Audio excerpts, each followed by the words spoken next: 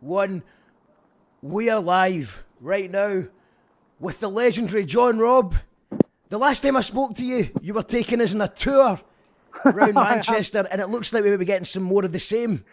Yeah, in a very absolutely darkly gothic, cobbled kind of part of town. Yeah, so I'm kind of on theme. Look at that. Yeah, with a sort of twinkling lights Amazing mansion in the background. Yeah. Amazing. That's like so a Goth compilation what you doing? Cover.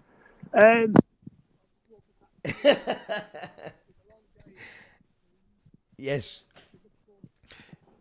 Thank you very much, John, for joining us. We had some technical issues last week, but people were excited. We've got Mark's in the house. Who's here? Bring it on. Ali's in the house. I've relocated to my bed with a bottle of wine to stay warm. Nice one, Ali. We're live to celebrate the launch of a new book that John has written. It is called The History of Goth, The Art of Darkness.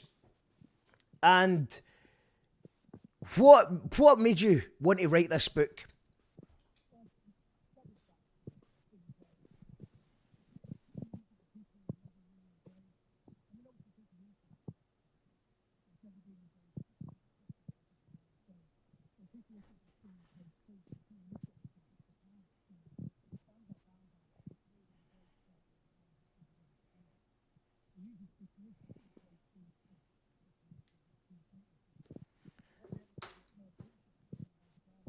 Sorry, John, we've lost your voice. I can't hear you, man. I don't know what's happened here. I thought it was maybe at my side, but Mark's saying that he can't hear you. Christopher can't hear you. I'm not sure.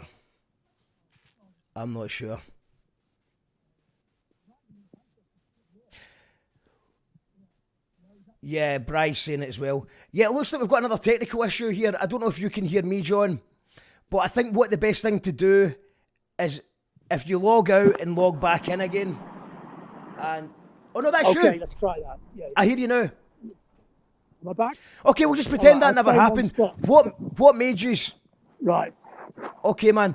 Basically, we didn't hear anything you said there before, so I'll just ask the question again, and we'll start from the beginning. What was it that made you want to write this book? I don't think Goth was ever taken that seriously by the story of post-punk. I think the people into that kind of music obviously took it seriously. But when you see a documentary about that period or post-punk, all those bands get missed out of it. The band like Bauhaus, to me, who one of the greatest art rock bands this country's ever produced, they get dismissed in about one sentence, don't they? People go, oh, they just covered a David Bowie song, that's it. But when you listen to something like Bela Goes is Dead, it's like 9 minutes of completely imaginative, brilliant, groundbreaking music. And I think that needs to be celebrated. And it needs to have the context put in it as well. In a way, Goth was a true journey coming out of punk, so kind of freakishness of punk was one of the great things about it. And the artfulness of punk, that line carried on, and the darkness that was in punk as well. That line carried on to Goth. I think it also needs sort of explaining as well, one thing to really explain was Goth, every single band hates people on Goth. Yeah, the volume's kind of cutting in and out, man. It's are you maybe covering the speaker or something? No. Oh, that's it. It's fine now. Okay, I'm not doing anything any different. Jesus, it's crazy, isn't it? Wow. It's 2023 and you can't get a signal, but they charge you for it. I can hear you perfectly now, man. I think we're back. That's cool. Yeah. It's right. Okay, let's just try something else. The writing process. When do you know the book is finished? I think there's a famous saying. I can't remember who initially said it. There's no such thing as a finished song. It's abandoned. How does that feel about the book? Do you feel like it's finished, or are you? I think that's phrase is very true, because somebody like me makes music as well. I know that thing. There's a cut-off point. You can't carry on. You have to stop when it's finished. I mean, so even now I've written a whole book, and they keep thinking, oh yeah, I should have put that in. Oh God, I hope I haven't missed that out, because it's a pretty thorough book. It's 250,000 words. There's a lot of stuff in there, but in a way, the more stuff you put in, it kind of leaves it open for stuff you miss out, doesn't it? So people are bound to say, well, what about this band that was going in 1987? You haven't mentioned them. And normally you would kind of say, oh, well, there's plenty of other stuff in there. But I'm one of those people who go, oh, God, I missed it out. It would do my head in for ages because I like to tell the whole story. I don't think you could do a music book now. I don't think it could be a flimsy book because it has to be, you can get everything on Wikipedia if you want. I think you have to have the whole story in there. Of course, you can't get the whole story, but you get as close as you can. So a book like the one I've written is a mixture of personal experience describing those kind of goth clubs, which are very key to the culture in the late 70s, early 80s, what it was actually like to be in and what they smelt like, felt like, the way everybody used to go in the girls' toilets because they're the only ones that have mirrors in them, and the girls go in the boys' toilets to do their hair, that all that kind of thing that went on in those kind of clubs.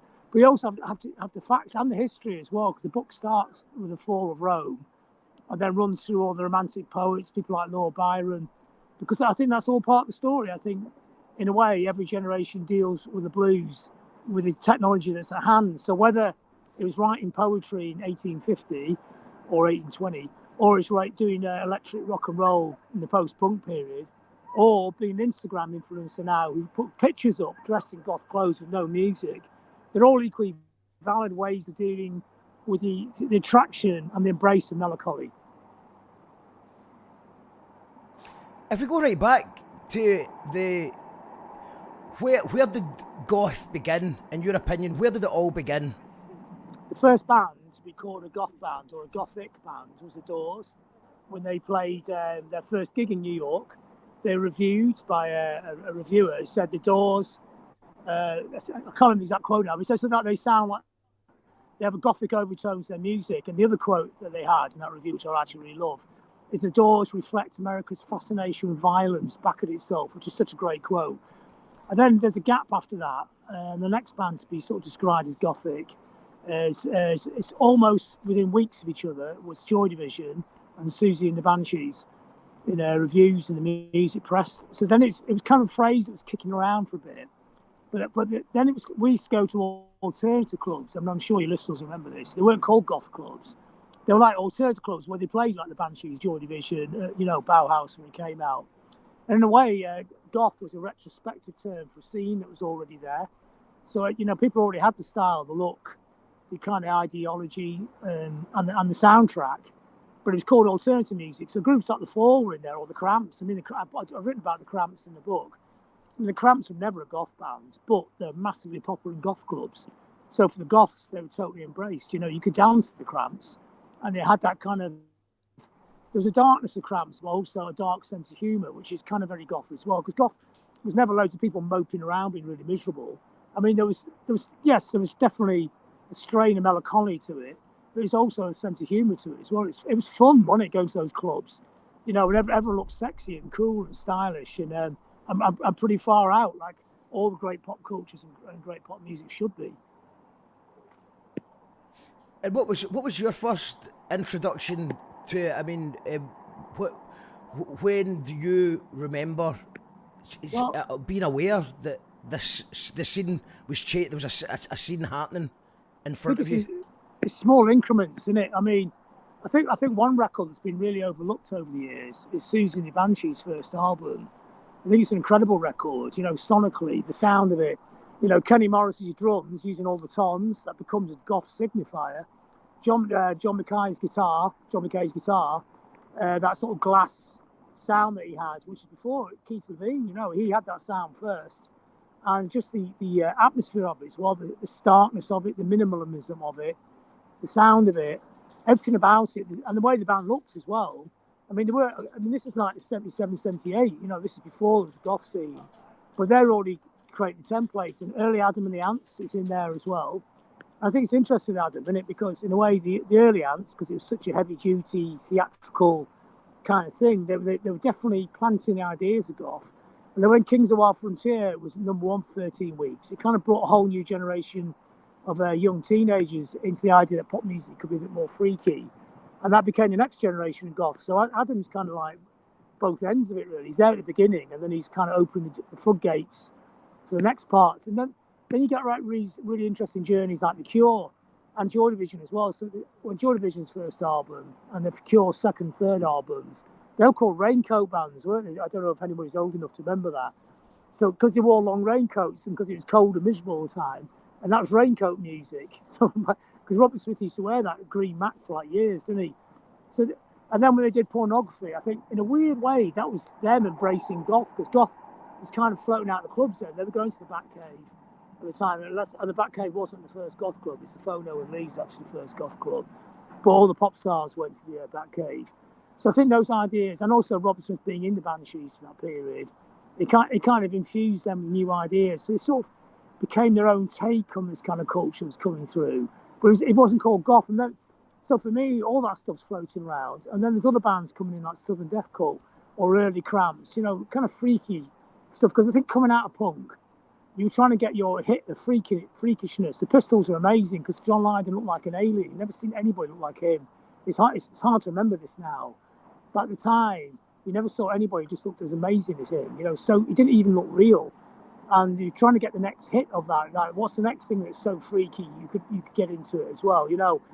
And so it's like a race for freakishness, wasn't it? And that was one of the great things about goth, because he kept that freaky element of punk, you know, that dressed up, that sartorial thing that punk had, but also musically as well, that experimentalism and that playing with sound.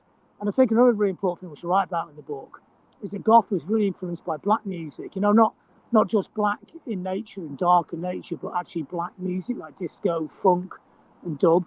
So there's a lot of dub sort of influence in funk, in goth, you know, playing the sense of space. And also disco and funk, like Killing Joke, you know, or Bauhaus. You could dance to the records. I mean, all the successful goth groups, they had to be good on the dance floor, because the clubs, there'd never been that many clubs for the youth culture before. Every beaten up town in Britain had a goth club. Whereas before that, you have to go to Bowie Roxy clubs. And not most places didn't have a Bowie Roxy club, but most places had a goth club, and it was about the dance floor. It was really important. Was there any surprises to you when because obviously you were in the thick of it, you were right involved in the music scene. Was there, obviously you're doing your research for the book, was there any bands that you'd not heard of before, or you just forgotten about, or you hadn't considered goth until you really researched it and thought about it? I think when you say consider goth, it's interesting because no band, like I said before, considers itself goth, you know, so all the classic goth bands are to tell you they're not a goth band. But is there any that come under your label? Well, I knew all the bands anyway. I mean, I actually know most of the bands, but I mean, musically I'd heard them all. But I suppose going out into Europe, there was stuff I'd not heard of. I wasn't aware there were so many bands in France that did that drum machine thing. So obviously I knew about Metal Urbane and Warren Joe and a couple of other bands. I thought they were like an anomaly, but it turned out there's like hundreds of bands in France using drum machines in the 80s doing that. Well, they were called Cold Wave, which is like a sort of a cousin of goth in a sense. And then sort of going deeper into Europe, you know, the Balkans had a whole scene of bands that sounded a bit like Killing Joke in it. And so, yeah, East Europe had these bands sort of underneath, sort of behind the Iron Curtain, sort of doing their versions of goth as well, you know, or kind of the darker end of post-punk. I mean, I suppose the way I would look at goth is kind of the darker end of post-punk. I mean, other people have different versions. So the groups I would cover in the book, the main chapters on the main bands, or the bands you would hear played in those clubs. And, you know, so the book starts with, I take you into a goth club, you know, describe a night out in a goth club. And then the book is about all the main bands you would hear in that club. And so when I was thinking that thing about, you know, Sister Mercy, Andrew Eldridge is a great pain to point out he's not a goth band. But for the audience, he very much is a goth band. And I think at the end, the audience decides what you are. You could be anything you want. And as a musician, you could think you're one thing, but the audience thinks you're another. And I think the audience gets to decide. That's a great way of looking at it. There's actually a couple of people mentioning, before you mentioned that, Epi said that, I asked everyone who's their favourite, inverted commas, gothic band. And Epi Moose says, Sisters of Mercy. Christopher is saying, I would say Sex Pistols were a bit goth. I would say Pillar. I think obviously without the Pistols, none of this would have happened. You know, the Pistols were the game changers. You know, they were the revolution. That's when everything started. And out of that little, the Big Bang, all these other little sonic universes appeared.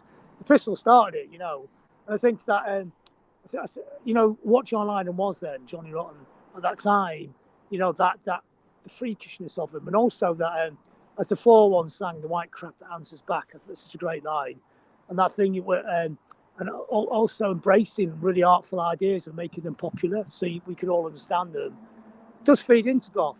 But I think the atmosphere and sort of dark claustrophobia of Pill, first and second albums, I think that feeds into Goth, and I did write about that a bit in the book. Metal Box is influential in Goth, Just when you mentioned about there's a scene in the Balkans that sounded the Killing Joke. Do you think that they were actually inspired by Killing Joke? Actually, I'm wearing my Space Mountain T-shirt that I got from youth. I've visited Space Mountain last year. Have you visited it? But I'm going to go. Do you think that? Oh mate, I'm definitely going the next one. It was a great time.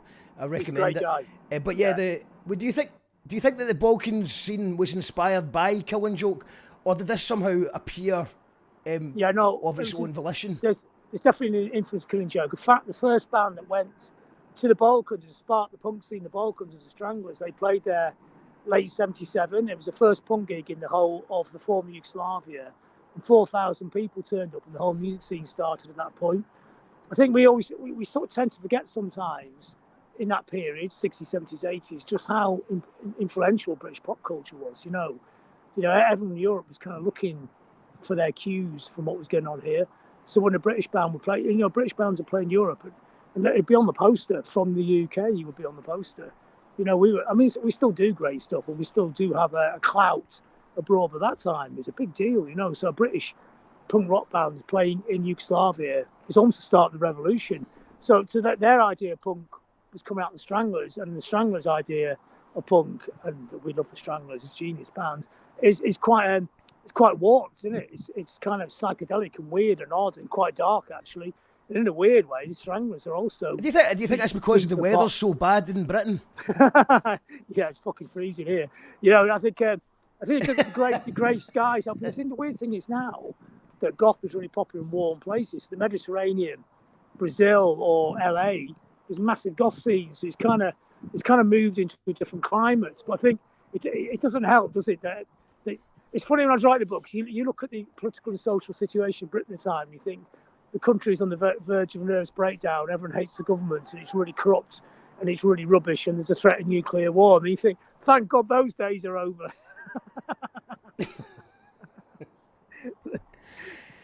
Yes. I wish, mate. I wish. Isn't that the tragedy, of punk? None of those songs are out of date.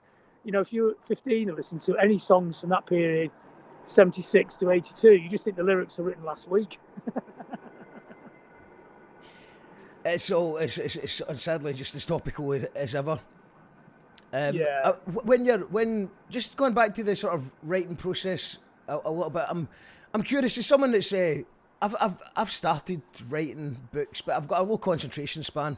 But it's something that I'd like to do eventually one day. How are you planning it out? And is there a certain way to write? Do you need space to write?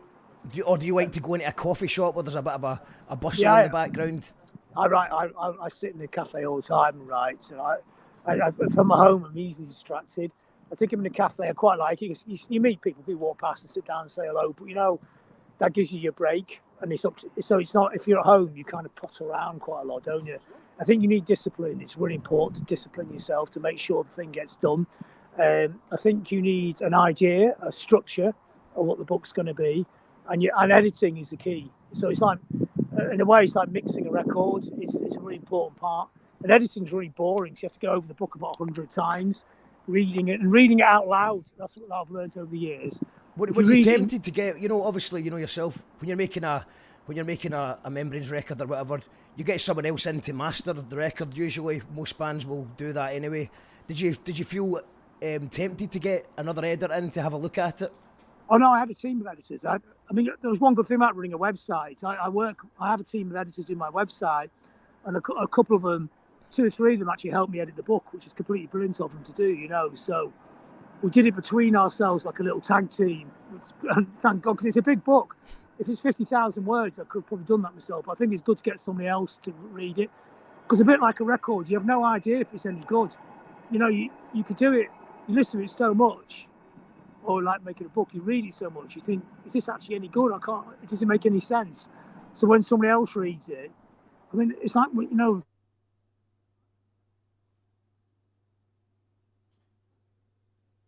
And we've lost John. Quite good to see if the book back? actually makes any sense. You know, somebody rang up, so the signal cuts over.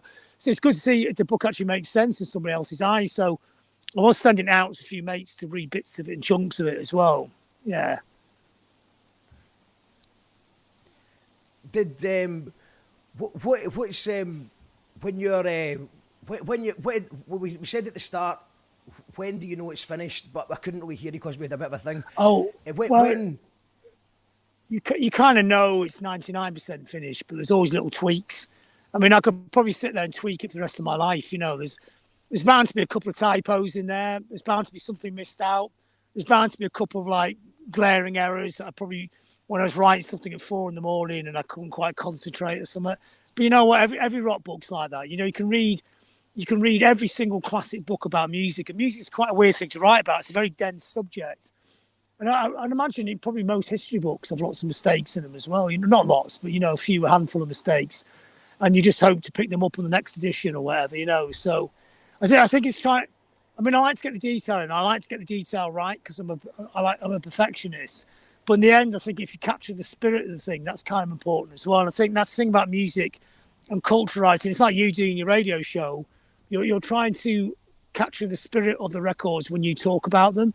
You know, what they mean to you. And that's what's unique about music writing. It can be factual, it can be contextual, that's important. But it's also what does it feel like to the author? That's what you want to know. You know, does it change your life? Does it move you? You know, all those things are only what you get from music writing. I tell that to my writers all the time on my site. I want to know what you felt about it, you know. Yeah, well, any tips you've got would be great, because what I found, I mean, I grew up with the whole reading the NME when I was a child, and obviously the funniest stuff was the slagging things I didn't like. But then when you're actually involved in the music scene, you don't want to be writing nasty things. If I don't like something, I just don't talk about it. And yeah, I find it can be quite difficult. I think it's actually really pointless in the end. I mean, I think it's all right in the pub or online to go on about stuff, but I haven't got time to, you know, sit there listening to a Coldplay album all day just to write I don't like it at the end. I mean, nobody cares what I think of Coldplay. I'm more interested in finding new bands. You know, I found a new band, and you're in Glasgow, aren't you? Where are you? I don't even. Yeah, Glasgow. There's a really good new band in Glasgow called Her Picture. Do you know them at all? Somebody sent me. Called what? Sorry. Her Picture. They've only done about 5 gigs. Yeah, somebody sent me some of their tracks. I was going, wow, this is amazing. And I'm an enthusiast. I'm a fanzine writer. I'm a fan of music. So I know some critics think, you know, they're there to tell the big groups how to make their records. I'd rather replace the crap culture with good culture. So I'd rather go out on my dredge net and find good stuff and try and get it out there, you know. I think it's very easy in these times, especially the internet, to get drowned in negativity. And I want to be a positive force. I don't think you can change the world with negativity. I think you can change it with positivity, which is I tell you, that's hard, you know, because these aren't good times. But I think we can make the times better by trying to make good stuff, you know. It's not very Goth, is it? What I found actually was, well, when I used to write reviews, and I found because obviously I think I've learned how to write to a reasonable level for other things, but try to write about I found it really difficult to write about how much I really enjoy something and still make it interesting. However, I find it really easy. Months, what I've started doing is I've been writing the review, and then I've been saying it out loud, like just some notes, and then maybe doing some footage of the gig that I was at, and then talking over it, and it's given me a whole new lease of life to it, because I'm just expanding on it the way I would talk, and I'm finding it's a really good way for me to review a band, is just by speaking on it and talking about the night, and I'm starting to I like that. I think that's better. I think that's perfectly valid. It's a multimedia way of doing it. That's very 2023. So you got writing and audio and visual at the same time. That's so a just really cool basically, way so if I'm going it. to, you know, I went to see it. I went to see Emil and the Sniffers and at the Barras, and I just basically get some footage of the crowd and the band and just loop it and just talk over about it. And I did that for the Ian Brown one, because obviously Ian Brown had that controversial gig with no backing band, and I did it about that. But I thought that was totally brilliant the way he did that. I mean, it's not even weird. I enjoyed it as well. I see quite a lot. I mean, you go see a lot of rappers do that. They just have the music, and it's just them on their own, just going over the top. So I don't understand why everyone freaked out about it so much. And he is well, quite I think the people that freaked out were people that didn't go. I know. People that didn't go to the gig that didn't like it, because actually at the gig it was brilliant. And then when you watch the phone footage back, it doesn't sound brilliant. Yeah, but nothing ever sounds good on phone footage. I mean, I only saw on YouTube as Wavy did Manchester, and I thought he sounded really good. I think the whole thing about Ian Brown, because he's iconic, he's an icon. He doesn't actually need a band. I mean, he could just walk on stage and just do nothing, and the crowd were like, most of them get into it. But it actually suits his voice, although people go on about his voice all the time. But without guitars getting in the way, his voice sounds good, because it's just him and the beats and a little bit of music in the background. And it's really well mixed, wasn't it? I mean, whoever did the music for those live shows, they remixed the tracks and make them really pumping, didn't they? And I respect him for taking that risk and the experimentalism of it as well. It's not just a bunch of blokes playing guitars. It's original, isn't it? It shocks people. It's hard to do nowadays, isn't it? Well, speaking on that note, actually, I think I've seen you commenting on this. Some people were shocked at the Brit Awards for this. Yeah, but I don't really have a problem with that. The only problem, I don't think he's got the charisma to pull it off. But I totally support him for trying. I don't see why. Yeah, it's kind of weird. Like, I grew up with glam rock, then punk and that. And a lot of people complained about him dressing like that were people that grew up with punk and glam. And I was thinking, well, that's kind of weird, isn't it? People say, I'm not shocked by anything. And they get shocked by everything. The anti-snowflakes. Yeah, I just think... And it was weird because it's obviously trying to be... People say that... I'm assuming... People say he's just an attention seeker. Well, he's a pop star. That's his job. He's a red carpet. People taking your picture. I don't know the guy well enough to know if he was joking, but I'm assuming he was trolling the audience that would hate it. And it was quite... When you see the comments and you see the actual angry reacts, people got angry. And these are people, like you said, who grew up in glam and punk, and they're upset. They're actually upset by it. I know. I mean, the very worst reaction you should have is you just don't care. I don't understand why it annoys you. It's kind of bizarre, isn't it? Whether it looks cool or not, it's a completely different matter, isn't it? But I think power to him for trying, and power to him for messing with the whole thing. I mean, that's what pop culture is kind of one of the things I always really liked about it. It was quite shocking and I mean, growing up watching Top of the Pops in the 70s. I mean, Dave Hill from Slade, he wore way worse outfits than that. But now you look at them and you think, oh, they're great, aren't they? There has to be an element of madness. What's that Mick Jagger quote? That great Mick Jagger quote: to achieve total performance, you have to have a level of madness or something. I think it's something like that. It's a great quote, really. There has to be something, a little like not. You don't want mundane, do you? I mean, even bands that dress down, like Oasis is kind of dressed down, compared to that. There's a level of madness, and Liam is quite unpredictable. There's a level of intensity and madness to them, which is great. That does make great performance, doesn't it? Well, Paul and Lou have actually commented that they would love to hear your opinion on Coldplay. Coldplay. There's a few Coldplay singles I think are actually all right singles, but if I never heard them again, it wouldn't really bother me. I mean, you have to say he is a pop craftsman. He can write a great pop song. He knows all the little tricks. I don't know what the tricks are. I wish I knew what they were. I could just do music and have to write. Well, books. I mean, I was young when the first album came out, but I liked the first album, and it's not. It's heartfelt, isn't it? But the first album was good. He's a good guy as well. He seems like a good guy. I was young, to be fair. My mates are actually his road crew. Christopher's what? When they started, he got a road crew. They got roadies in when they started, who were in a band that I knew. And when they got massive, the record label said, you have to get a proper road crew now. He said, no, these guys are with us from the start, and they still work for him now to the stage, touring around the world doing stadiums, and they look after everybody, So that and all that on a human level, they seem like good people. Do I want to listen to all their albums tonight when I go home? No. No. But you're also not going to waste your time writing a review about how you dislike the album, because you're going to dislike it. So why be negative? I've got a question from Christopher, who says, hello, what's your thoughts on Goth, early 2000s, getting blamed for violence? For example, Columbine, even Marshall Mathers backed up Marilyn Manson because he got blamed for Columbine. What's your thoughts on that? It was almost like a millennium satanic panic going on. Satanic Panic, that's a great name for a band, isn't it? I think it's ridiculous, isn't it?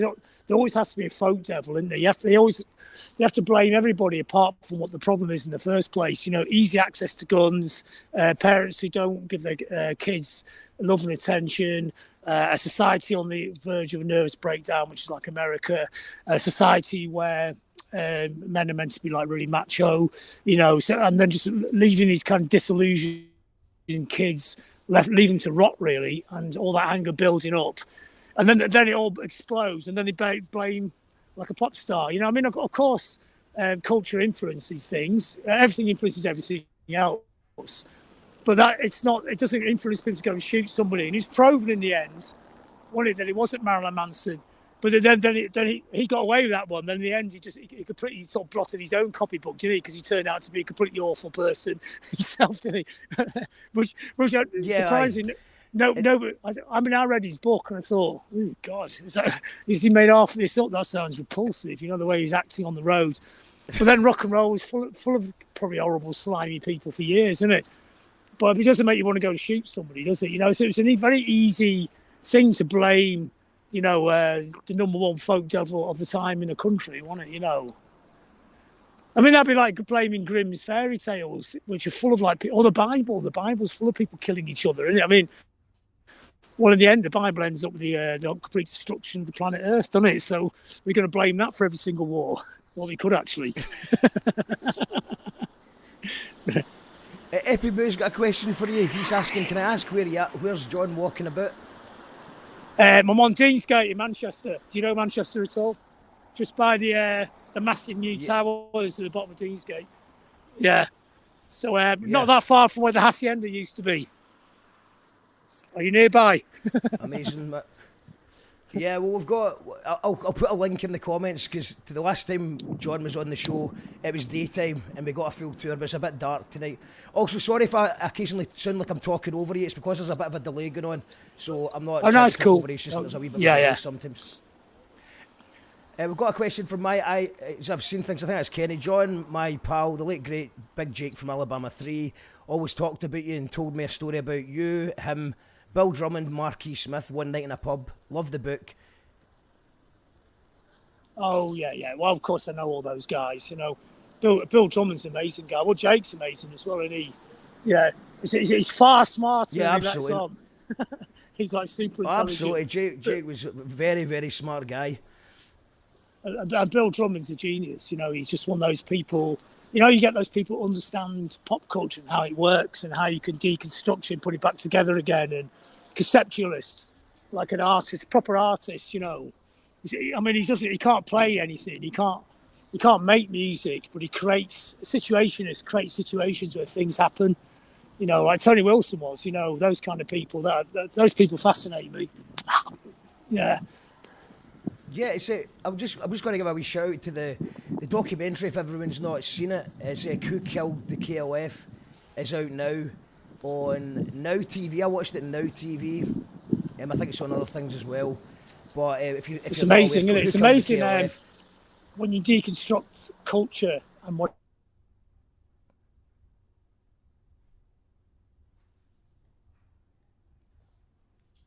I think we might have lost John.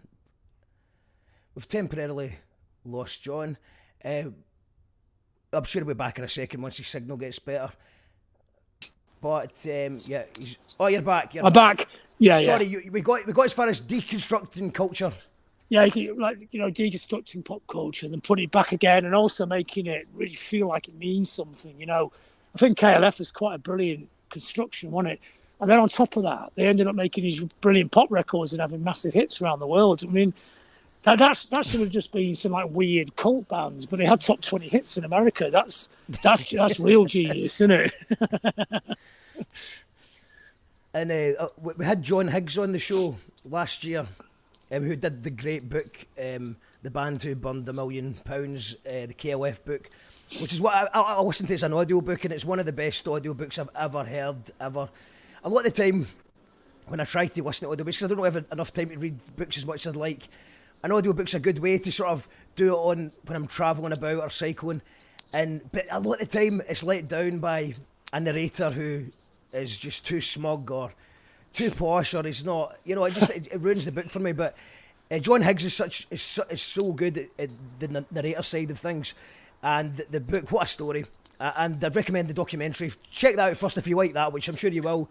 Then check out the book by John Higgs. What about your own? Are you narrating an audiobook version of this book? Yes, there's a plan to do that. Yeah, it will take me about 2 weeks to do it because it's such a big book.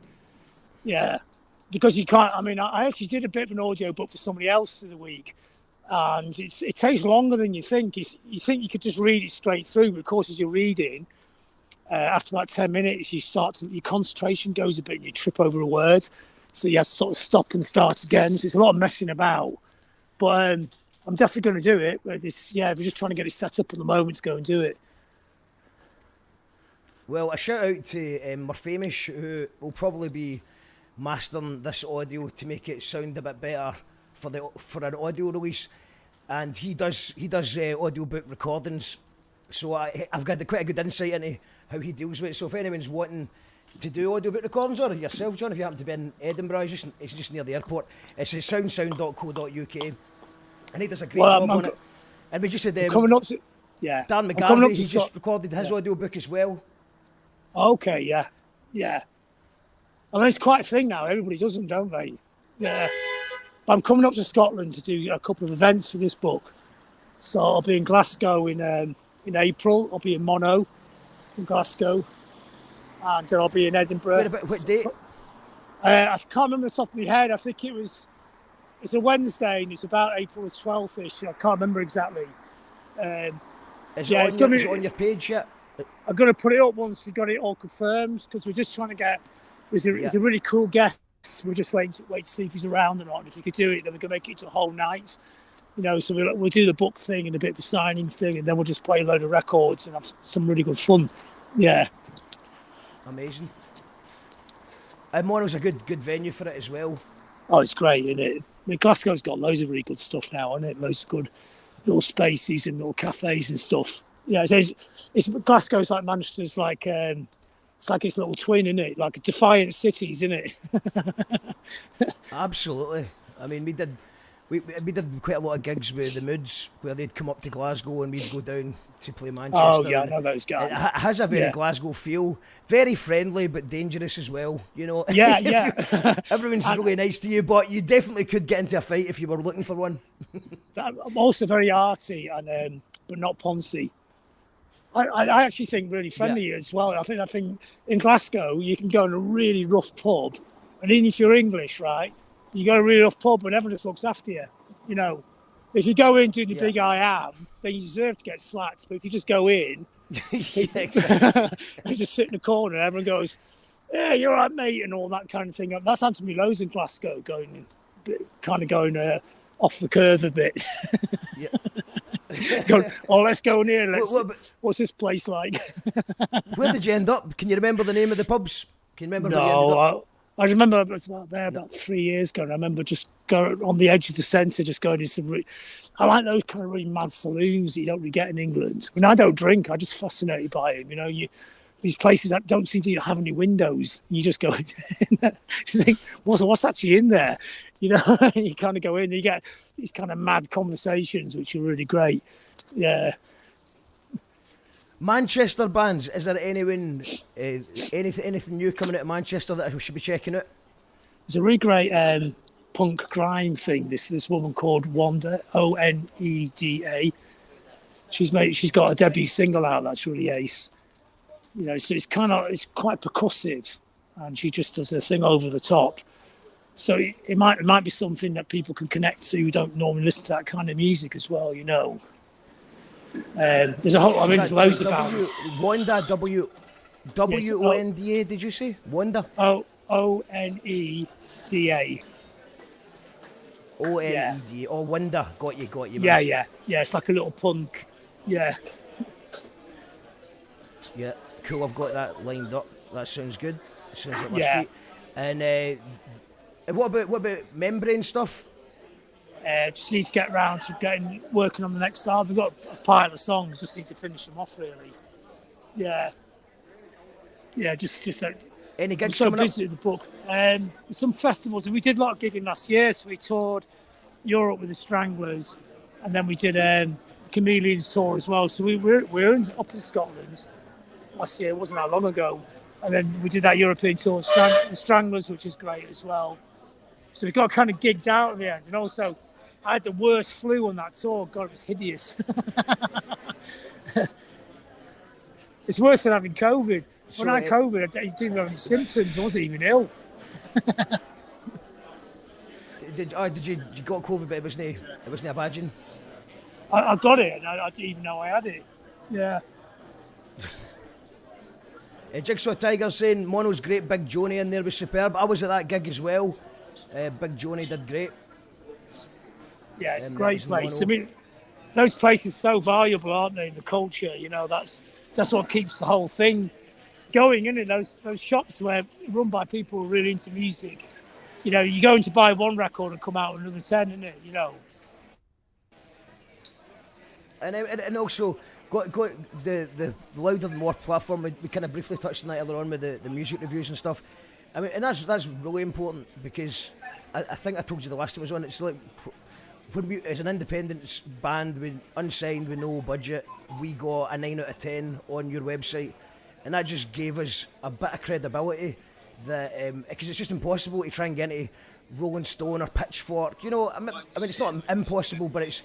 You just need to get a bit lucky with your timing and stuff like that. Maybe on a slow news day you might break through, but it can be quite difficult. I mean, I think the weird thing about Pitchfork is it's written by people no one's ever heard of, which I mean is fair enough, isn't it? You know, but it means you can't get hold of them. You don't know who they are, do you? It's like a mystery, isn't it?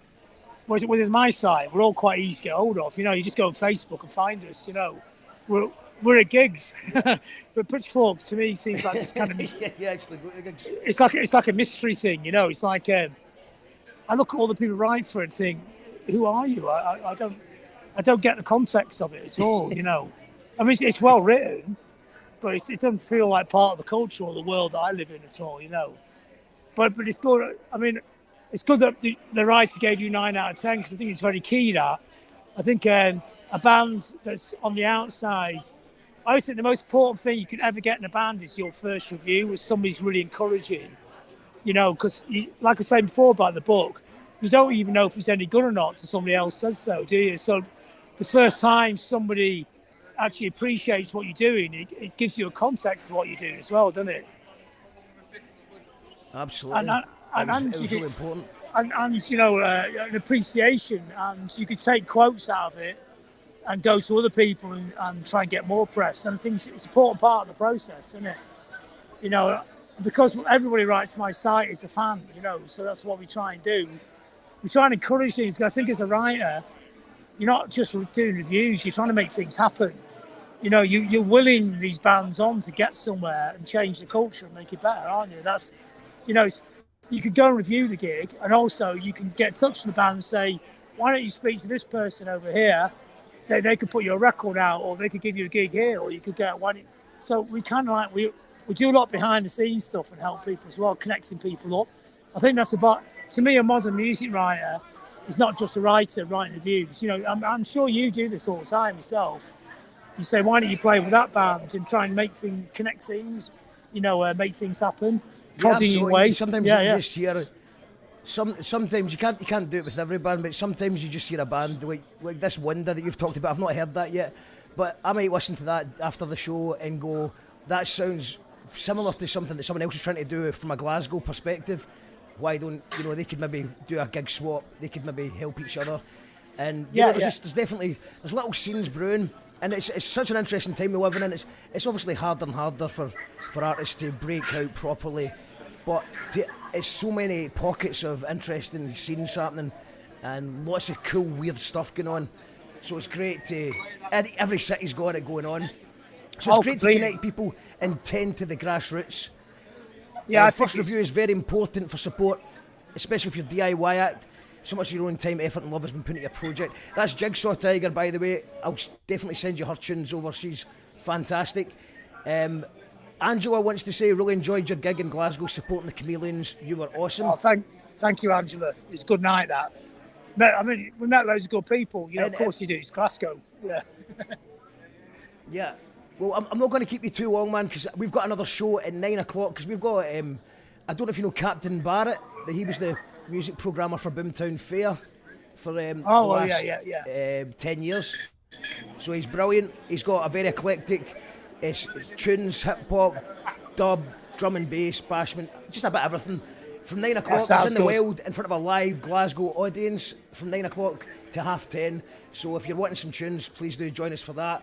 The last thing I want to touch on is Rebellion Music Festival. Have you got a line-up out there? I've seen a couple of names mentioned for 2023. Well, I don't put Rebellion on. You've got the Damned. I mean, Rebellion, I sometimes play Rebellion. I suggest bands for them to put on. And I do lots of in-conversations there. And that's my kind of part of Rebellion. It's Darren and Jenny that put it on. It's an amazing festival, isn't it? They've made it work. Yeah.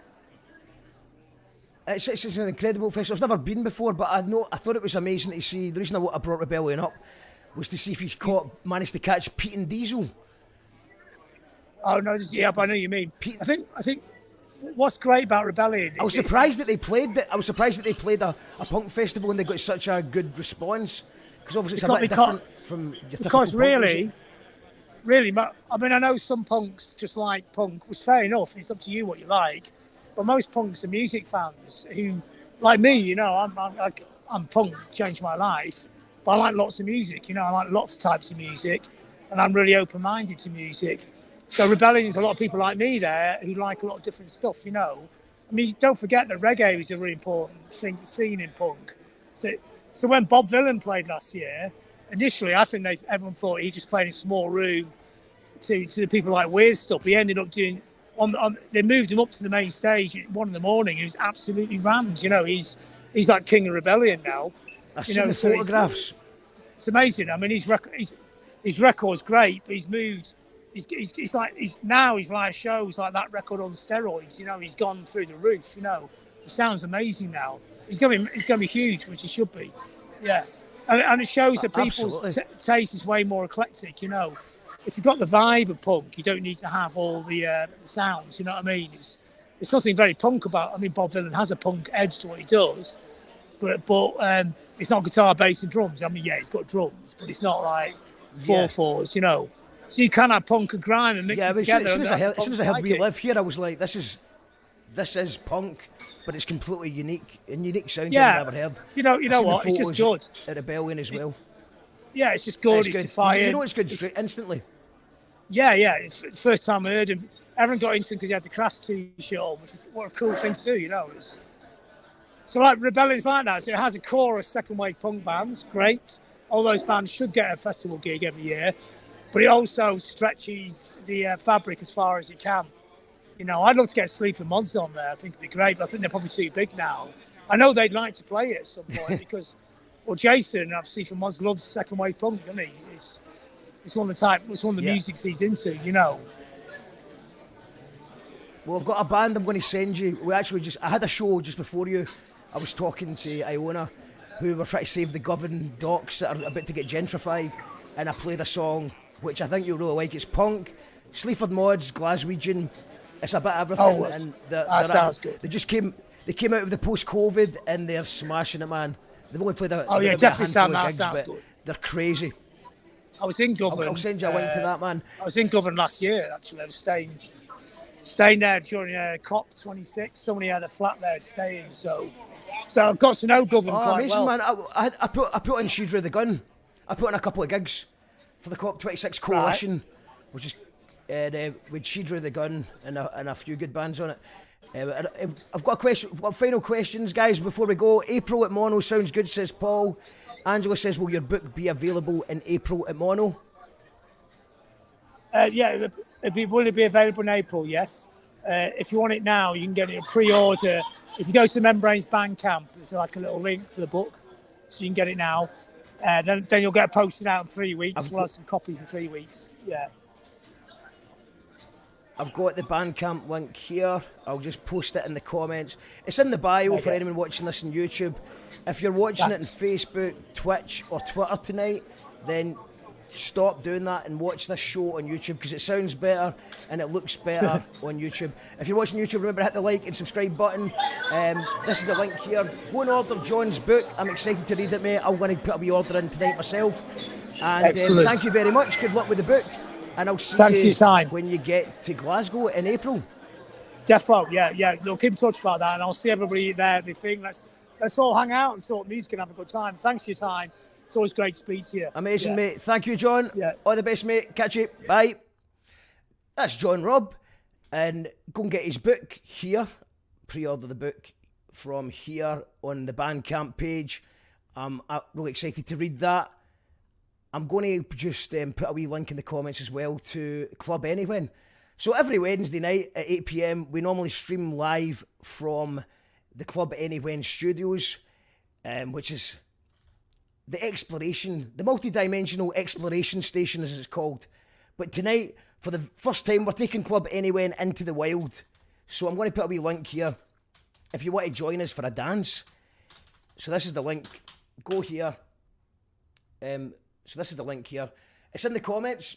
Click the link. We're going to go live at 9 o'clock with the fantastic Captain Barrett. Like I said, he was the main music programmer for Boomtown Fair for 10 years. Gyro Babies were lucky to play it last year for the first time, and it blew my mind. I've never seen any festival like it. Musically, and there was about 50 stages. Every stage looked incredible. I'd recommend going to Boomtown if you can. Captain's now left Boomtown to be working on the Welsh Museum of Hip Hop. It's there's going to be a National Welsh Museum Hip Hop thing happening, I think June, July onwards. So he's working on that just now. But he's going to play some banging tunes, taking you on a journey from hip hop classics to some underground stuff, to some dub, some electro, some drum and bass. The guy knows his stuff. So I hope you'll join us for that. Just click the link below on YouTube. We're not going to be on Facebook or Twitch or Twitter. So if you're watching us on Facebook, Twitch or Twitter, then go to YouTube, youtube.com/you call that radio, and we're going to have a wee dance. If you're watching us on YouTube, please remember to hit the like button, hit the subscribe button, and if you like the content on this channel, if it's the first time you're watching us, go and check out the other things. We've done over 500 shows since lockdown began. We've got a mixture of interviews with people, live sessions, and people have told me to niche down a bit, but with your support, we don't need to niche down. We can save Gov and Docs, we can talk to John Robb, and then we can dance to hip-hop, all in the same night. So thank you to everyone who does support us on patreon.com/you call that radio, and thank you to everyone who supports us on the YouTube members as well, because there's a good few of you doing that now. But I'm going to go just now because it's time for Club Anywhen with the Captain. So the link to support us is all in the bio. Thank you to John Robb. Go and order his book, and we'll see you on the other channel, and you call that radio YouTube, for Captain Barrett for the first ever Club Anywhen in the wild. Bye!